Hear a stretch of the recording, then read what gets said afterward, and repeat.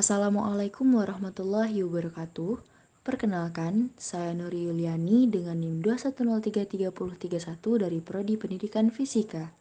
Video ini ditujukan untuk melengkapi tugas mata fisika zat padat dengan dosen pengampu Dr. Leni Azius Fitri, SPD MSI.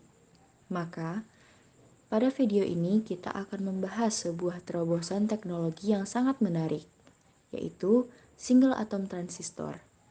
Penasaran dengan bagaimana single atom transistor ini? Saksikan video berikut ini. Single atom transistor adalah perangkat yang dapat membuka dan menutup rangkaian listrik dengan reposisi terkontrol dan reversibel dari satu atom tunggal. Transistor atom tunggal ditemukan dan pertama kali didemonstrasikan pada tahun 2002. Selanjutnya, bagaimana proses pembuatan single atom transistor? Proses pembuatan transistor atom tunggal dimulai dengan wafer silikon yang terbuat dari atom silikon berlapis. Di atas silikon berlapis terdapat atom hidrogen. Kemudian, dilakukan pemindaian untuk menghilangkan sebagian hidrogen.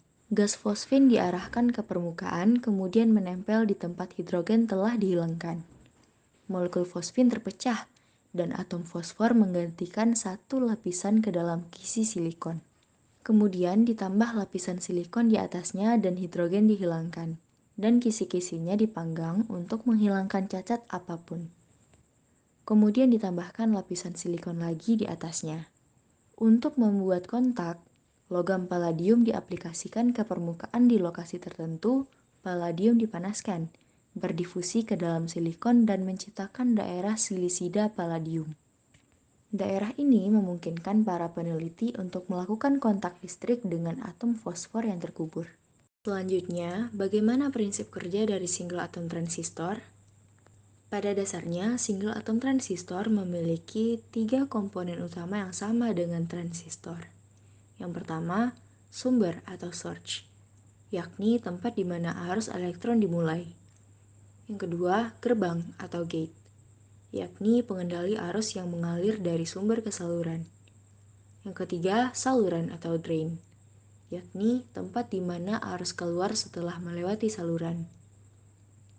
Dalam transistor atom tunggal, komponen inti ini tetap ada, tetapi skala mereka diperkecil hingga hanya beberapa nanometer, dengan satu atom tunggal yang bertindak sebagai titik pengendali utama. Prinsip kerja dari single atom transistor dapat diilustrasikan seperti gambar. Atom tunggal ditempatkan dengan presisi tinggi menggunakan teknik litografi tahan hidrogen dengan mikroskop pemindai terowongan atau STM. Pada contoh ini, sebuah atom fosfor ditempatkan di antara source dan drain pada permukaan kristal silikon.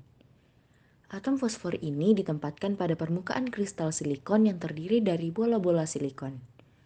Posisi atom fosfor dijaga agar tepat di antara sumber dan drain, serta berada pada jarak tertentu dari elektroda gerbang. Tegangan yang diterapkan pada elektroda gerbang mengendalikan aliran arus dari sumber ke drain melalui atom fosfor.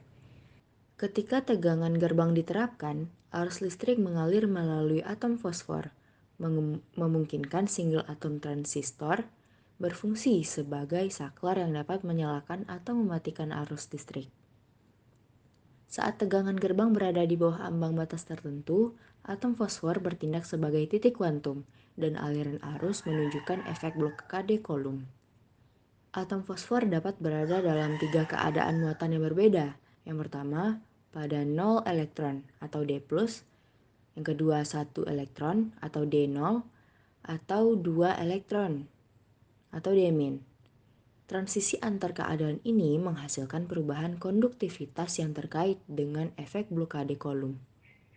Tingkat energi terkait dengan keadaan muatan ini mendekati nilai Bulk, menunjukkan bahwa atom fosfor relatif tidak dipengaruhi oleh elektroda di sekitarnya. Jadi, single atom transistor mewakili puncak dari miniaturisasi dalam elektronik, membuka pintu untuk komputasi dengan skala yang belum pernah ada sebelumnya. Dengan pemahaman yang lebih dalam tentang prinsip kerjanya, kita dapat melihat bagaimana inovasi ini dapat membentuk masa depan teknologi komputasi dan elektronik. Sekian penjelasan tentang single atom transistor ini. Mohon maaf jika terdapat kesalahan dalam penyampaian. Terima kasih.